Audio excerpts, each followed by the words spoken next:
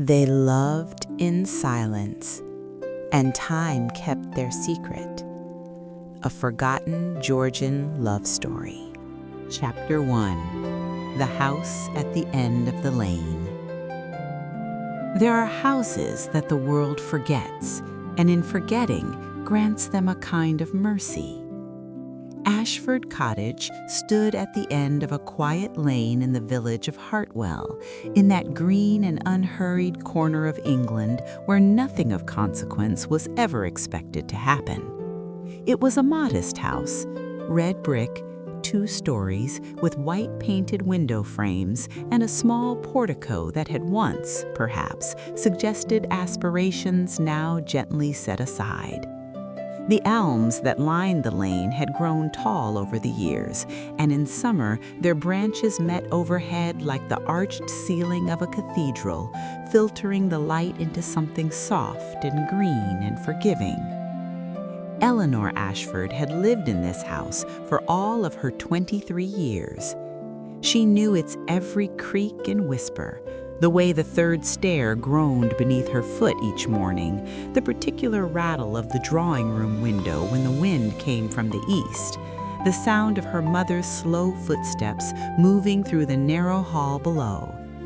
These were the rhythms of her life, as familiar and as fixed as the turning of the seasons. Her father had died when she was 17. A fever, sudden and cruel, had taken him in the space of a week, and with him had gone the modest income that had kept the household in quiet respectability. There had been no debts. Mr. Ashford had been too careful a man for that, but there had been little else. A small annuity remained, enough to keep the cottage and to maintain the appearance, if not the substance, of gentility. Eleanor remembered very little of those first months after his death. She remembered her mother weeping in the drawing room, her face turned toward the window. She remembered the hushed visits of neighbors, the awkward condolences, the covered dishes left upon the doorstep.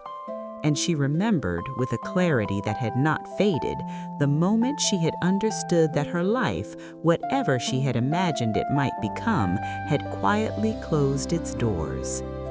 There would be no London season, no introductions, no opportunities to meet young men of good family in ballrooms lit by candlelight. These things required money, and money was precisely what they did not have. Her mother, Mrs. Anne Ashford, bore this reversal with the quiet endurance of a woman who had long ago learned that life rarely delivered what it promised. She was 52 now, gray-haired and slow-moving, her joints stiff with the kind of ache that worsened in the damp months. She spent most of her days in the drawing room, seated near the fire even in summer, a woolen shawl around her shoulders and a piece of needlework in her lap that never seemed to progress. She worried. It was her chief occupation now. She worried about the cost of candles and the state of the roof.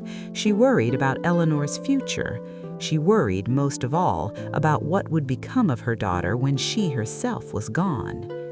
"You must marry, Eleanor," she would say, not unkindly, but with the weariness of repetition. "It is the only security. You know this." And Eleanor did know. She understood the arithmetic of her situation with painful clarity. A woman without fortune and without family connections had very few paths open to her. She might become a governess if she could secure a position, though the thought of living in another woman's house, dependent upon her favor, neither servant nor equal, filled Eleanor with a quiet dread she did not speak aloud. She might remain at home, growing older, her prospects diminishing with each passing year, until she became one of those figures the village would describe with pitying sighs. Poor Miss Ashford, such a shame. She might have done well if circumstances had been different. Or she might marry. Not for love, that was a luxury she had learned not to expect, but for stability, for a home of her own, for the simple dignity of knowing that she would not end her days in dependence upon the charity of distant relations. There were men, of course, who might consider her. Mr. Geoffrey Pendleton, for instance, who owned a prosperous farm 3 miles distant and made his interest plain on more than one occasion. He was a widower of 35, stout and ruddy-faced, with a manner that suggested he believed himself to be bestowing a great favor upon any woman who received his attention. He wore waistcoats of bright yellow silk and spoke too loudly at dinner parties.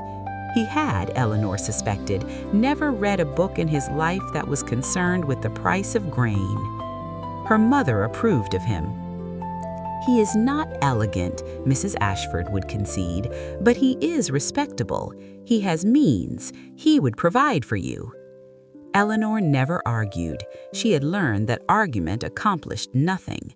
She simply listened and nodded and retreated to her room when the conversation became unbearable. Her room was a small chamber on the upper floor, simply furnished, with a narrow bed and a writing desk positioned beneath the window. It was here that Eleanor felt most herself, here, in the quiet hours of the morning when the light came soft and gray through the glass, or in the evenings when a single candle cast its wavering glow across the page. She wrote letters. Not letters that she sent. She had very few correspondents, and none who expected the kind of letters she composed. These were letters to no one, or perhaps to herself, or perhaps to some imagined reader who might one way understand. She wrote about the small events of her days, a walk to the village, a passage in a book that had moved her, the particular quality of the light on an autumn afternoon. She wrote about her thoughts, her doubts, her quiet longings. She wrote sometimes about the life she might have lived in some other world where circumstances had been kinder. These letters she kept in a wooden box beneath her bed. She had never shown them to anyone. She was not certain she ever would. It was a small rebellion, perhaps, this private act of setting down words that no one else would read, but it was hers. In a life that offered very little that was hers alone, it mattered more than she could easily explain.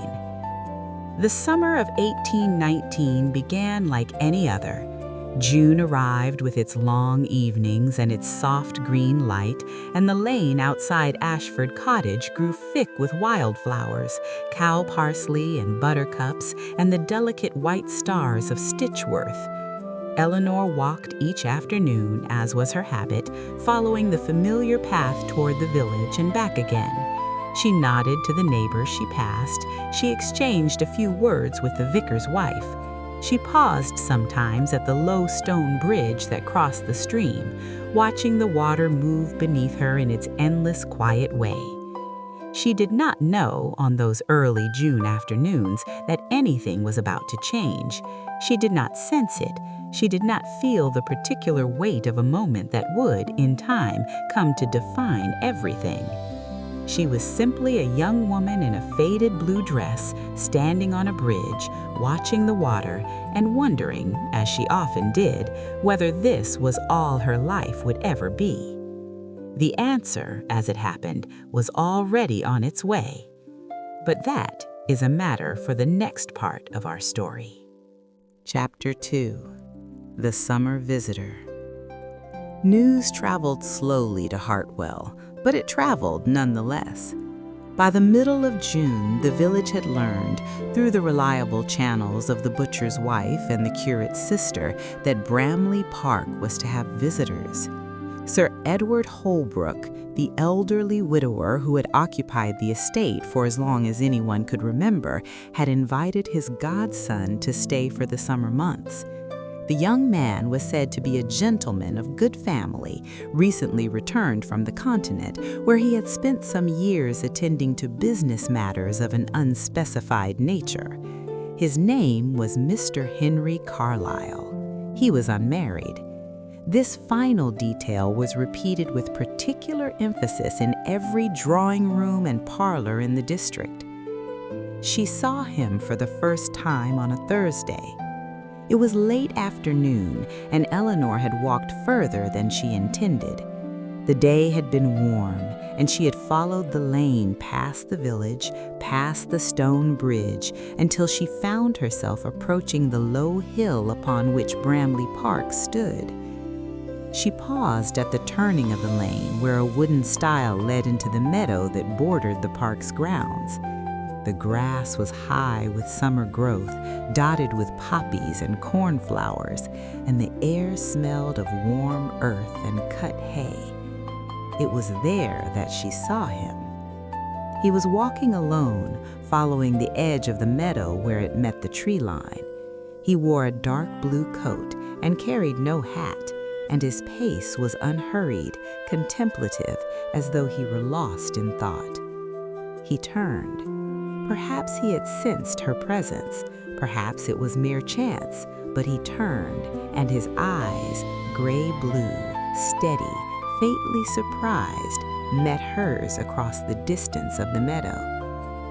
For a moment, neither of them moved. Then he inclined his head, a small, formal gesture of acknowledgement, and Eleanor, recovering herself, returned the nod before looking away. Her heart was beating strangely in her chest, though she could not have explained why. She had done nothing wrong, she had merely been seen. She walked home quickly and did not look back. Their formal introduction came 3 days later at a dinner hosted by Sir Edward Holbrook. The drawing room was already occupied. Sir Edward sat near the fire, a thin figure in an old-fashioned coat. And standing by the window, apart from the others, was Mr. Henry Carlyle. Eleanor saw him the moment she entered the room. He was taller than she had realized, lean and upright, with an air of quiet composure that set him apart from the general bustle of introductions. "Miss Ashford," he said later, addressing her directly, "I believe I saw you the other afternoon, near the meadow by the lane. You were walking." Eleanor felt the color rise to her cheeks. "Yes, I often walk that way. The lane is pleasant in summer." "It is," he agreed, "though I suspect you have seen finer views abroad, Italy perhaps, or Switzerland." A faint smile touched the corner of his mouth. "I have seen the Alps," he admitted, "but there is something to be said for English meadows in June. The light is different, softer." "Gentler," Eleanor said without thinking. "Yes," his gaze held hers, "exactly so." That night, in her small room beneath the eaves, Eleanor sat at her writing desk and stared at the blank page before her. She dipped her pen in the ink. She hesitated, and then, slowly, she began to write. "I met a man today. I do not know what to make of him or of myself. I only know that when he looked at me, I felt as though I had been seen, truly seen, for the first time in a very long while. I do not know what this means. I'm afraid to wonder, but I cannot stop thinking of it, of him. And I do not know if that is a beginning or a warning." Chapter 3. Letters Never Sent. The days that followed the dinner at Bramley Park passed with a peculiar quality, outwardly unchanged, yet somehow altered in ways Eleanor could not easily name. She thought of him. She thought of him when she woke in those first hazy moments before the day asserted itself. She thought of him as she sat in the drawing room, her book open in her lap, her eyes fixed on words she did not read. She thought of him in the evenings when the light grew soft and golden and the air carried the scent of roses from the garden. It was absurd. She knew it was absurd. She had spoken with Mr. Carlyle for perhaps a quarter of an hour in total. She knew almost nothing of his history, his character, his thoughts. He was a stranger, a gentleman passing through the neighborhood for a summer who would, in all likelihood, return to his own world before the leaves began to turn. And yet, there had been something in the way he looked at her, Something in the steadiness of his gaze, the measured cadence of his voice, the way he had said, "I found myself wishing to speak with you again," as though the words had cost him something, as though he had not meant to say them aloud. She saw him again 4 days after the dinner. "Miss Ashford," he said, stopping a few feet away. "Forgive me, I did not mean to startle you." "You did not. I was merely resting. The day is warm." "May I walk with you a little way, Miss Ashford?"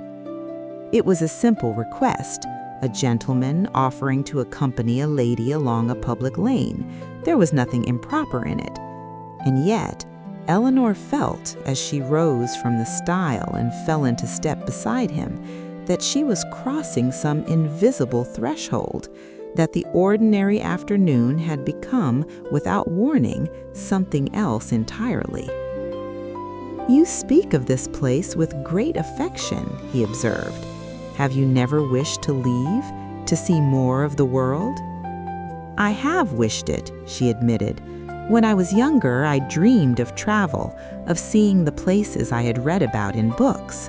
Rome, Paris, the mountains of Switzerland." She paused, but circumstances did not permit it. "I think I understand that," he said quietly. "I have traveled a great deal these past years, and there is wonder in it, the newness, the strangeness, the constant discovery. But there is also a kind of loneliness. One is always passing through, never belonging." "Is that why you came back to England, to belong somewhere again?" "Perhaps, or perhaps I came back because I no longer knew where else to go." "Miss Ashford," he said as they approached the turning, "I have enjoyed our conversation very much, more than I can easily say. I wonder if I might see you again, not by chance, but deliberately. Sir Edward speaks of hosting a small gathering next week, a garden party, I believe. Will you attend?" "You will be invited." He said it with a quiet certainty that suggested he intended to ensure it. "It is simply that I find, Miss Ashford, that I do not wish to leave our conversations to chance. I wish to know that I will see you again." Eleanor could not speak. She could only stand there, looking at him, her heart beating so loudly she was certain he must hear it. "I hope that is not too forward," he added more quietly, "if I have overstepped." "You have not. You have not overstepped at all." That night, she wrote, "I think of him constantly.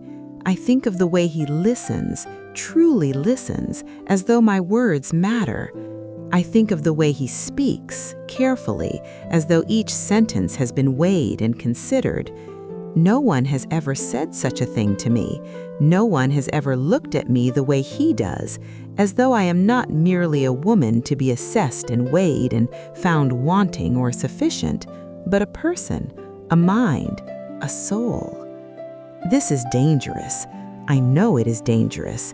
He is a gentleman of means. I am a woman without fortune or prospects. But tonight, in the quiet of my room, I do not care what the world says. I care only for this, that he looked at me today as though I mattered, as though I were worth seeing. And that, for now, is enough." Chapter 4. The Weight of What Was Not Said.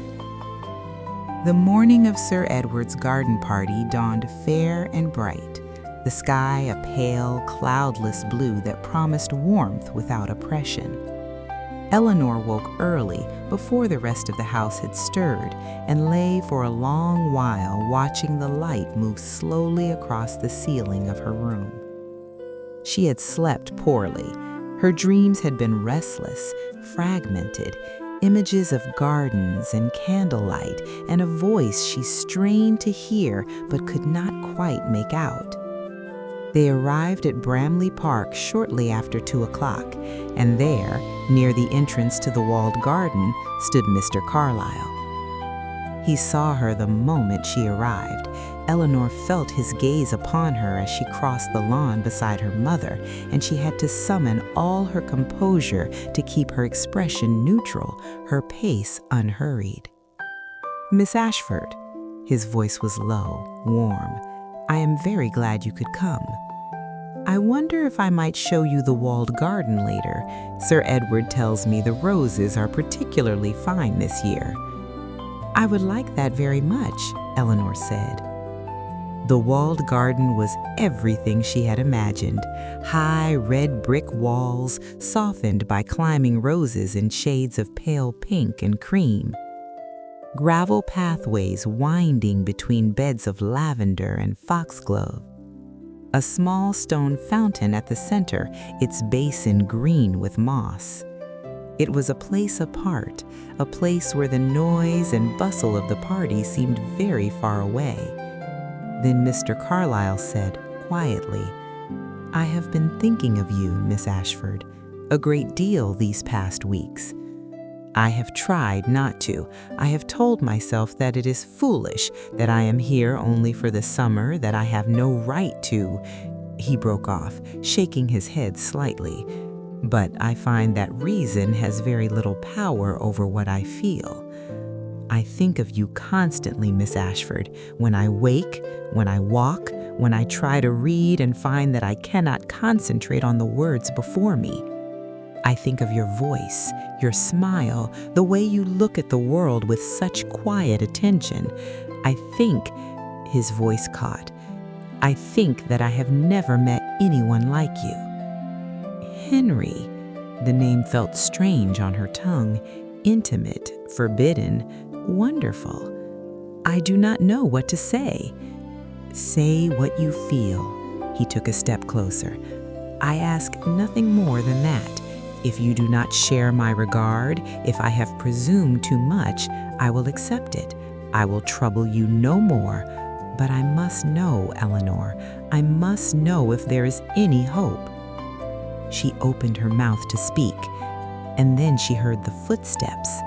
A figure was approaching along the gravel path, Mr. Geoffrey Pendleton in a vest coat of bright burgundy silk. "Miss Ashford, I thought I saw you slip away. Your mother said I might find you here." Whatever he had been about to say, whatever she had been about to answer, was lost now, swallowed by the demands of propriety and the unwelcome presence of a man who understands nothing of what he destroyed. She turned and walked away, Mr. Pendleton falling into step beside her. She did not look back. She could not bear to. That night in her room, she wrote, "I almost told him. I almost said the words I have carried for weeks, locked inside me like a secret too dangerous to speak. But the moment passed. It was stolen from us by circumstance, by propriety, by a man who understands nothing of what he destroyed. I love him. I know that now, as surely as I know my own name. I love him, and I cannot tell him, and I do not know how I will bear it." Chapter 5. The Farewell Without Words. The proposal came 2 days later. Mr. Pendleton arrived in the late morning, dressed in his finest coat, a thing of dark green velvet with brass buttons, and carrying a small bouquet of hothouse flowers. "Miss Ashford, Eleanor, if I may be so bold, I have long admired you. I am asking you to be my wife." Eleanor thought of the life he was offering, the farmhouse with its prosperous fields, the years stretching ahead in the company of a man she did not love and could never love. She thought of Henry. "Mr. Pendleton has done me a great honor," Eleanor said. "I have asked him for time to consider his offer." She walked that afternoon, though she did not know where she was going. But when she reached the stile at the edge of the meadow, she found him waiting. Henry stood with his back to the lane, gazing out across the fields toward the distant hills. "Eleanor, I must tell you something. he said. "I have received a letter from London, from my solicitor. There are matters requiring my attention, matters that cannot be delayed. I must leave Hartwell by the end of the week." "For how long?" "I do not know. A month, perhaps longer." "At the garden party," he continued, "before we were interrupted, I was going to tell you, I was going to ask if there was any possibility that you might—" He could not finish. The words would not come. And Eleanor, standing before him in the golden afternoon light, understood with terrible clarity why he could not speak. They were trapped, both of them, caught between what they wanted and what they were permitted to say. "I will write to you," he said, "if you will permit it." "You may write. I will answer. And when I return, perhaps things will be different. Perhaps I will be in a position to speak more freely." "I will wait," she said, "as long as I can." Henry looked at her for a long moment. Then, slowly, deliberately, he reached out and took her hand. His fingers were warm against hers, his grip gentle but firm. It was the first time he had touched her, truly touched her, skin against skin, and Eleanor felt the contact like a flame burning through her, leaving her breathless. "Thank you," he said, "for everything, for these weeks, for being who you are. Goodbye, Eleanor. Goodbye, Henry." That night, she wrote him a letter she intended to give him before he left. "I have no gift to offer you but words, and even these feel insufficient, but I give them anyway, because they are all I have. You asked me once if I understood what you were trying to say. I do. I understand it better than I can express. And I want you to know that whatever happens, whatever the future holds, I will not forget these weeks. Go safely, return soon, and know that you carry something of me with you, something I have never given to anyone else. Yours, Eleanor." She did not see him again. 2 days later, his carriage passed through the village, bound for London. Eleanor watched it from her bedroom window, a small, dark shape moving along the distant road, growing smaller and smaller until it vanished beyond the horizon. Chapter 6. What Time Kept. The summer of 1819 ended as all summers do, in a slow fade of golden light and falling leaves. Eleanor waited. She waited through the first week, when no letter came. She waited through the second, telling herself that the post was unreliable, that London was far away, that Henry was occupied with urgent business. No letter came. The letter arrived on the 1st of October. It came not by post, but by private messenger. The handwriting was not Henry's. "Dear Miss Ashford, I write to you on behalf of my cousin, Mr. Henry Carlisle, who is at present unable to write himself. I must inform you with great regret that Mr. Carlisle was taken ill shortly after his arrival in London, a fever of an acute and dangerous nature. For several weeks, his life was despaired of. I am relieved to tell you that he has survived. He is recovering, though slowly. Mr. Carlisle has spoken of you often during his illness. He wished you to know that he has not forgotten you and that his feelings remain unchanged. James Carlisle." Eleanor read the letter 3 times. Then she sat down on the narrow bench in the hallway and wept. He was alive. He had not forgotten her. His feelings remained unchanged. She told her mother everything: the walks, the conversations, the garden party, the almost confession, the farewell in the meadow. "You love him," her mother said at last. It was not a question. "Yes." "Your father was not wealthy when I married him," Mrs. Ashford said. We had very little in those early years, but I loved him, and he loved me, and that love, impractical as it was, inconvenient as it often seemed, was the best thing in my life. "What should I do, Mama?" "Wait," her mother said. "Wait for him, as long as you can." Mr. Pendleton received the news of her refusal with the ill grace Eleanor had expected. He left without another word. She never saw him again. The months that followed were difficult. Henry wrote when he could. Eleanor wrote back. She wrote of her hope that they would be together again soon. But soon was not as soon as either of them wished. Her mother's health declined during those months. Mrs. Ashford died in November of 1820, quietly in her sleep. Her last words to Eleanor, spoken the evening before, were these: "Do not give up hope, my dear. He will come. I am certain of it." He came in the spring of 1821.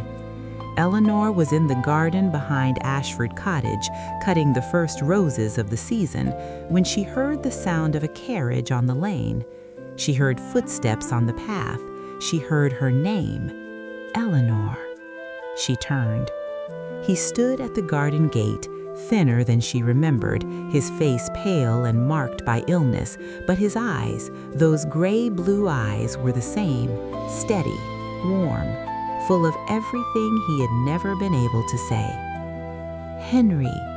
He opened the gate. He walked toward her, and then, without a word, he took her in his arms. She did not know how long they stood there in the garden, among the roses, holding each other as though they might never let go. She only knew that the waiting was over, that he had come back, that whatever happened next, they would face it together. They were married in June in the village church where Eleanor had been christened. They settled in Henry's modest estate in Derbyshire. It was a quiet life, far from the noise of London, far from the expectations of society. They read together in the mornings, they walked in the afternoons, they talked in the evenings of everything and nothing, of books, of ideas, of memories, of dreams. And Eleanor, who had spent so many years writing letters to no one, found that she no longer needed to. She had someone to talk to now, someone who listened, someone who understood. Years passed. They had 3 children, 2 daughters and a son, who grew up in the Derbyshire countryside, running through meadows and climbing trees and filling the house with noise and laughter. Eleanor never forgot the summer of 1819. She kept her letters, all of them, including the ones she had never sent, in the wooden box that once sat beneath her bed at Ashford Cottage. And sometimes, when the light was soft and the house was still, Henry would find her sitting by the window, the letters in her lap, a distant look in her eyes. "What are you thinking of?" he would ask. "The garden," she would say. "The roses, the summer we almost lost." And he would sit beside her and take her hand, and they would watch the light fade together, in the comfortable silence of 2 people who had learned at last that some things do not need to be spoken, only kept, and remembered, and loved. They loved in silence, and time kept their secret, but time, in the end, was kind.